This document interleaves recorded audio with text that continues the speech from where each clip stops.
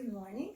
Today we'll be reading from Bhagavad Gita, chapter 15, text 16, and it's a very interesting part of this chapter, the last part, last few verses.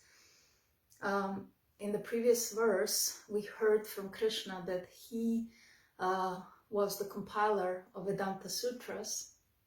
Vedanta Sutras are the conclusion of the Vedas.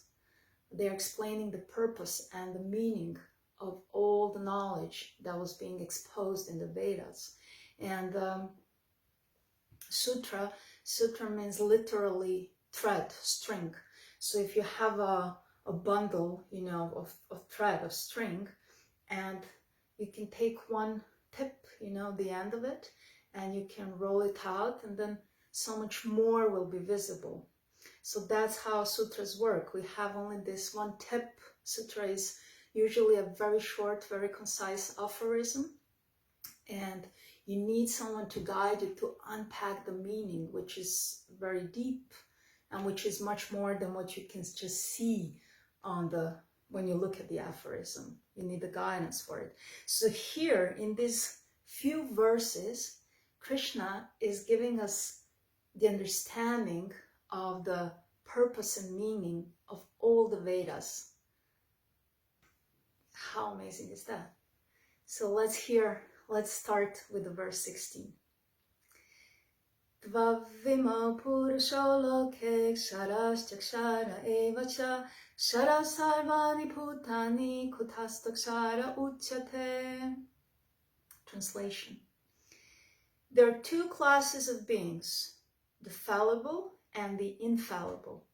In the material world, every living entity is fallible. And in the spiritual world, every living entity is called infallible. So here we are hearing about the existence of two kinds of living beings. First, let's look into the nature of the living beings. According to the Bhagavad Gita, there are three kinds of energies altogether. So one energy is the spiritual energy, sometimes also called the eternal energy, which is the essence of all.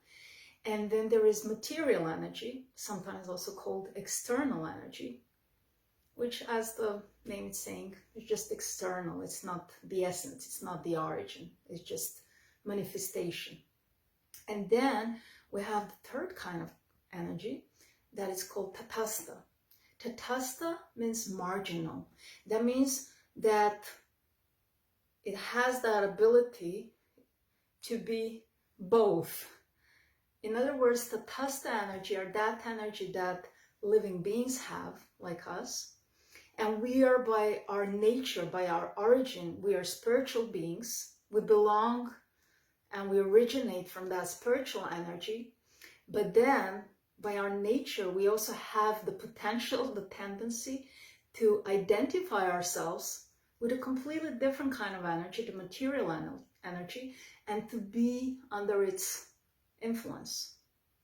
Although that's only the external energy, that's not who we really are. So here we hear that all the living beings, they always have that choice. They have the choice if they will align themselves with the spiritual energy and live from that position, or they have the choice to allow themselves to be covered with the material energy, and then they will live in a lower state of existence. And this word says that if one understands, if the living being understands that it belongs to the spiritual energy, that's where its true origin and its true nature is, then the living being can live in the oneness with that spiritual energy. What does that mean? It doesn't mean that we merge together and we lose our individuality. No, we always stay the individual according to the teachings of the Bhagavad Gita. We always maintain our individuality.